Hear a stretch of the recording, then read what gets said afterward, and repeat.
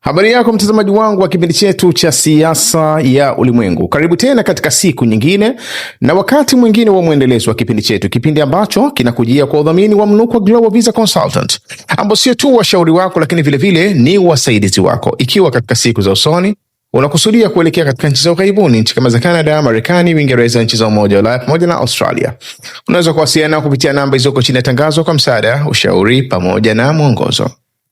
Tukielekea katika uchambuzi wetu wa siku ya leo, bila shaka katika nchi ya Iran pamekuwa kuna maandamano ambayo yamekuwa yakiendelea toka tarehe 28 mwezi wa 12, tarehe 28 mwezi wa 12 mwaka 2025 mpaka leo hii. Pamekuwa kuna maandamano katika miji mbalimbali ndani ya nchi ya Iran. Maana yake nazungumzia miji kama ya Tehran, miji kama Isfahan, Qum, Kermanshah na Shiraz na mfano wake. Maana kuna maandamano mengi yamekuwa yakiendelea, pamoja na kwamba ni maandamano ambayo yamekuwa hayana nguvu sana ukilinganisha na maandamano ambayo yamewahi kutokea katika miaka ya nyuma. Ni maandamano ambayo yanasukumwa zaidi na hali ya ndani ya Iran, kwa maana kwamba hali ya kiuchumi, pamoja na kwamba athari zake hasa zinatokana na misukumo ya kutoka nje ya mipaka ya nchi ya Iran.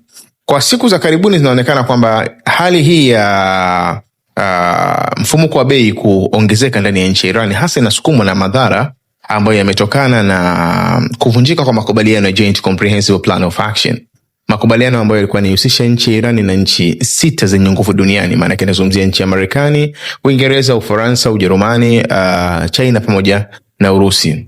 Makubaliano ambayo actually yalitengenezwa zaidi kwa sababu ya plani ya kuiruhusu nchi ya Iran kufanya urutubishaji wa kiwango cha nyuklia cha asilimia takriban 3.67. Lakini baada ya Marekani kujiondoa kipindi cha utawala wa kwanza wa Rais Donald Trump, kujiondoa kwenye makubaliano hayo kwa sababu kadhaa ambazo wamezitaja, ikiwemo swala la mradi au project ya ballistic missile ambayo ilikuwa ikiratibiwa na Iran toka kwenye kipindi cha nyuma. Maana yake ni kwamba ilipelekea Marekani ikaamua kujiondoa kwenye makubaliano hayo na kurudisha sehemu ya vikwazo vyake. Kwa hivyo Marekani kujiondoa maana yake kulipa green light au kulipa ruhusa nchi ya Iran na yenyewe vile vile kuamua kwenda kinyume na hatua ya Marekani kujiondoa katika makubaliano hayo. Jambo ambalo mwisho wa siku limeisukuma Iran kufikia katika urutubishaji wa takriban asilimia 60, kiasi cha kupungukiwa asilimia kama 20 kuweza kufikia katika urutubishaji ambao unaweza kupelekea kuweza kutengeneza silaha.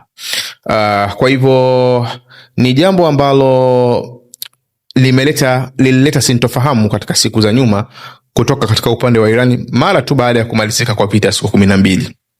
Kutoka katika upande wa Iran na upande wa nchi za magharibi, kiasi ambacho nchi kama za Canada, Ufaransa na Ujerumani zikaungana kwenye kushawishi kwamba waende kupiga kura ya snapback. Kura ya snapback ilikuwa ni sehemu ya makubaliano ya Joint Comprehensive Plan of Action, ambapo maana yake ni kwamba Iran ikishindwa kutekeleza sehemu ya makubaliano, basi memba yoyote katika hao niliowataja anaweza akashawishi ikapigwa kura ya kutoridhika na performance ya Iran na mwisho wa siku vikwazo vikarudi. Na hicho ndicho ambacho kilijitokeza kwamba Ufaransa, Uingereza na Ujerumani walipeleka nguvu ya kwamba kura ya snapback inatakiwa ifanyike, na ilifanyika, na mwisho wa siku sehemu ya vikwazo vya Umoja wa Mataifa vikarudishwa katika nchi ya Iran. Jambo ambalo nchi ya Urusi na nchi ya China zilikuwa ziko wazi kwamba zenyewe hazikubaliani na mpango huo na wala utekelezaji wake hawakubaliani nao, kwa sababu ni utekelezaji ambao ulikwepa vitu vingi au taratibu nyingi mpaka kufikia kwenye kurudishia vikwazo nchi ya Iran. Sasa jambo la kurudishia vikwazo nchi ya Iran ni jambo ambalo kwa upande mmoja au mwingine limeleta athari ndani ya nchi ya Iran, pamoja na kwamba nchi ya Iran ni nchi ambayo kwa takriban miaka 40 imekuwa ikiishi katika maisha ya kuwa na vikwazo. Sasa changamoto kubwa inayojitokeza wakati mwingine ni mabadiliko ya vizazi. Yani vizazi huwa vinabadilika. Kuna kizazi cha mwanzo ambacho kiliona mapinduzi yaliyofanywa kwenye mwaka takriban 79 kipindi cha Ayatollah Khomeini, kiasi cha kupelekea Iran kukutana na upinzani mkali wa kuwekewa baadhi ya vikwazo toka kwenye mwaka 82, vikwazo vingi. Sasa jamii ile ni jamii ambayo actually inaondoka wengi vijana wa kipindi kile ndio viongozi wa sasa hivi wa nchi ya Iran, au kina Masoud Pezeshkian, kina Kalibafu yule spika wa bunge, ni watu ambao actually walikuwa vijana kwa kipindi kile, na sasa hivi maana yake ndio watu ambao wamekuja kuchukua madaraka ya nchi. Sasa shida kubwa ni kwamba sasa hivi pia kuna kizazi kingine ambacho kimekuja ndani ya Iran. Iran ukiangalia population yake 60% ni vijana chini ya miaka 35. 60% ya Wairani ni vijana chini ya miaka 35. Na nchi zote duniani ambazo zime experience kuwa na vijana wengi zaidi katika vipindi fulani vimekuwa vikipitia katika changamoto nyingi za kisiasa. Na ndio maana nchi nyingi zimekuwa zikiadapt baadhi ya sera nyingi kwa hivi sasa za kujaribu kutatua matatizo ya vijana, kwa sababu vijana ni wepesi kuchukua fikra kutoka mahala kokote, na vijana ni watu ambao mara nyingi wanahitaji waone uhalisia kuliko kuona ahadi au kuliko kukumbushwa mambo ya nyuma ambayo wenyewe walikuwa hawajai kuyaona wala hawajai kuya experience. Kwa hivyo ni tatizo ambalo ukiangalia mambo mengi ambayo yanajitokeza katika siasa za misukumo ya ndani, nyingi zinasukumwa na vijana ambao wanakuwa katika zama zao. Maana yake ni kwamba hawakuwahi kuexperience baadhi ya nyakati za nyuma, na wapo katika zama ambazo zinawaruhusu au kuchukua fikra kutoka mahala kokote. Ukiangalia katika nchi kama Tunisia, kipindi cha Arab Spring kwenye mwaka 2011-12 ni movement ambayo hasa ilikuwa imesukumwa na vijana, ndio ikapelekea tawala nyingi katika Arabuni pale zikaweza kuanguka. Ukiangalia kipindi kile cha Hosni Mubarak, alikuwa kiongozi wa nchi ya Misri, alitawala kwa muda mrefu. Kuanguka kwake hasa kutokana na msukumo ya vijana. Ukiangalia katika nchi kama Bangladesh, kipindi cha Sheikh Hasina, alikuwa waziri mkuu wa nchi ya Iran, wa nchi ya Bangladesh, ambaye lazimika kukimbilia katika nchi ya India. Utagundua ni vijana wa vyuo tu ndio walosukuma. Na ukiangalia harakati nyingi, ukiangalia kule Indonesia katika siku za karibuni, kuna movement kubwa ilifanyika, pamoja na kwamba haikupelekea utawala labda ule wa Prabowo Subianto, yule rais wa nchi ya Indonesia, kuweza kuondoka madarakani, lakini ililazimisha baadhi ya mabadiliko mengi yaweze kufanyika. Na hili ni jambo ambalo limekuwa adapted sasa hivi, kwamba dunia imeshaanza kuona kwamba kuwa na vijana wengi ni tatizo. Kwa hiyo ni lazima kuna baadhi ya sera za haraka ziweze kuchukuliwa kuweza kutatua baadhi ya matatizo ya vijana. Na hata katika nchi kama Tanzania inaweza kaonekana kwamba serikali imejaribu kutengeneza kabisa wizara ya vijana ambayo inaongozwa na waziri Nanauka, ambaye actually kuchaguliwa kwake hakuwakilishi tu kwamba ni kijana, lakini vile vile ni namna gani kwamba Tanzania inafanya presentation au inafanya uwasilishaji wa intellectual capacity ya vijana, yani ile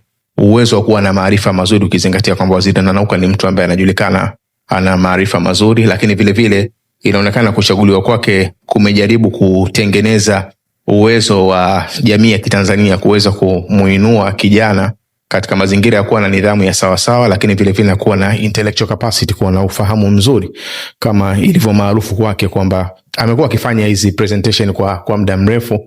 Kwa hivyo kuchaguliwa kwake maana yake inawezekana kumechunga vitu vingi, lakini kikubwa zaidi tu ni kwamba serikali nyingi zimekuwa zikijaribu kufanya juhudi ya kurekebisha baadhi ya mifumo yake kwa kuzingatia kwamba kizazi kikubwa kilichopo katika jamii husika ni kizazi cha namna gani. Kwa hiyo katika nchi kama Iran sasa hivi inakabiliwa na changamoto hiyo, kwamba idadi ya vijana wamekuwa ni wengi, na unapokuwa na vijana wengi maana yake wanakuwa ni rahisi kuweza kuchukua fikra kutoka mahala kokote na kuifanyia kazi.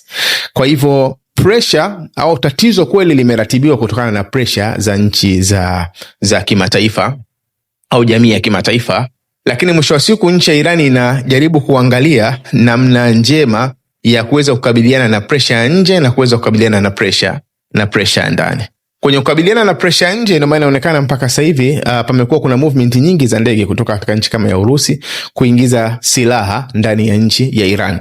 Maana yake hiyo ni katika hatua za kuendelea kuimarisha usalama wake, kuzingatia bado kuna tishio la kutoka katika upande wa nchi za nje, na hasa katika nchi kama ya Israel, na ukizingatia vile vile kwamba katika eneo la Arabian Peninsula au katika nchi za Kiarabu, ushawishi mkubwa wa nchi ya Iran vile vile ulikuwa unazingatia ile inaita axis of resistance, ile sehemu ya upinzani wa ile mchezaji wa kiupinzani ambao uko unahusisha vikundi kama vya Hizbullah au Kataibu Hizbullah au Houthi, ambao kwa upande mmoja mwingine umekuwa weekend, umedhoofika hasa kutokana na kuanguka kwa serikali ya Bashar al-Assad. Kwa hivyo, kwa sababu ya tatizo hilo, ina maana Iran inatakiwa kwanza ihakikishe kwamba mipaka vile vile inakuwa iko sawa sawa, ili kuweza kupata fursa ya kuweza kusolve matatizo ya ndani. Maana yake mtakapokuwa na pressure ya ndani na mtakapokuwa na pressure ya nje, zote zinakuja simultaneously, yani kwa wakati mmoja tuseme, maana yake inakuwa ni tatizo kubwa zaidi.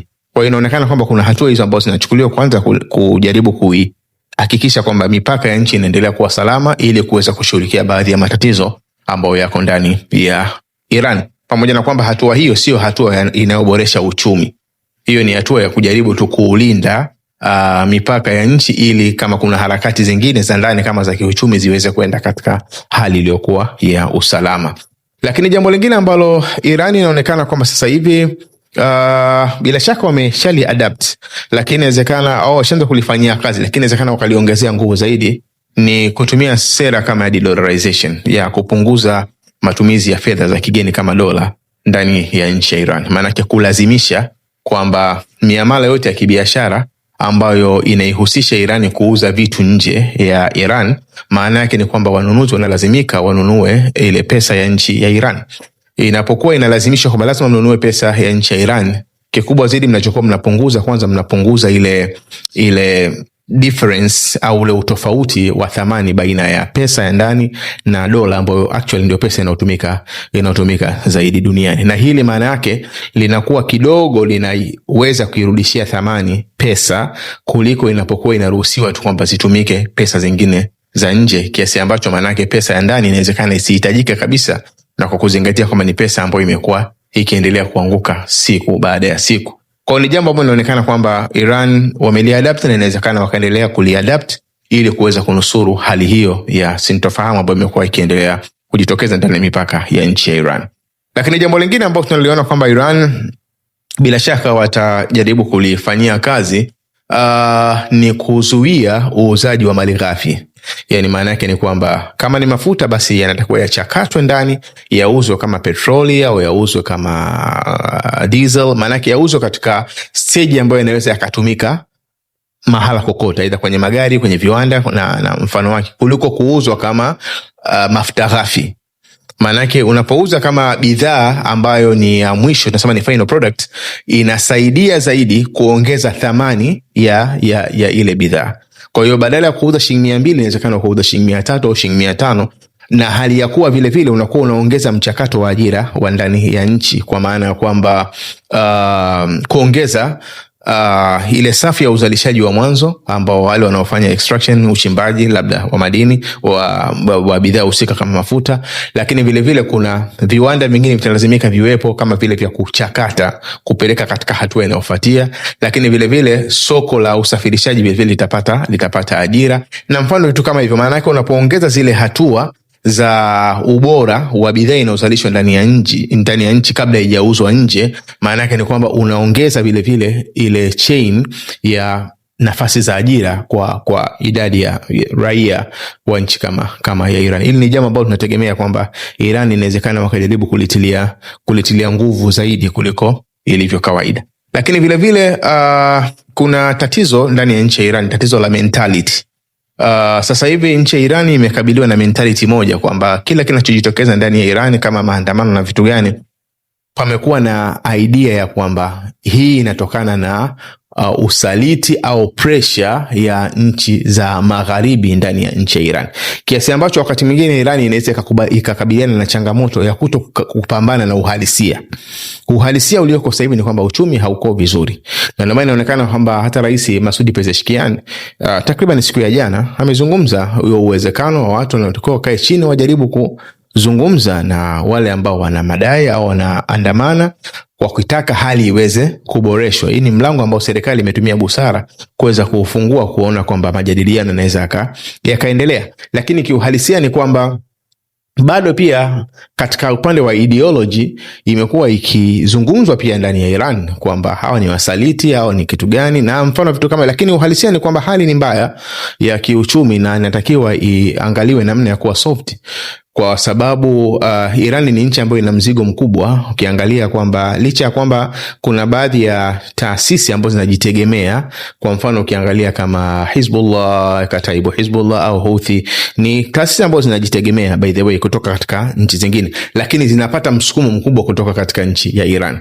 Sasa kuwa na msukumo mkubwa kutoka katika nchi ya Iran, ni lazima uchumi wa Iran vile vile uweze kuwa stable. Unapokuwa hauko stable, maana yake unapelekea hizi harakati zao zote katika eneo la Mashariki ya Kati ziweze kushindwa kufanya vizuri kwa sababu ya mazingira pia ya uchumi wa nchi ya Iran, ukizingatia kwamba Iran ndio supplier wakubwa wa silaha kuelekea katika vikundi hivi husika ambavyo vimekuwa vikisimama kama ni jeshi la mbele la nchi ya Iran kwenye kulinda mipaka yake.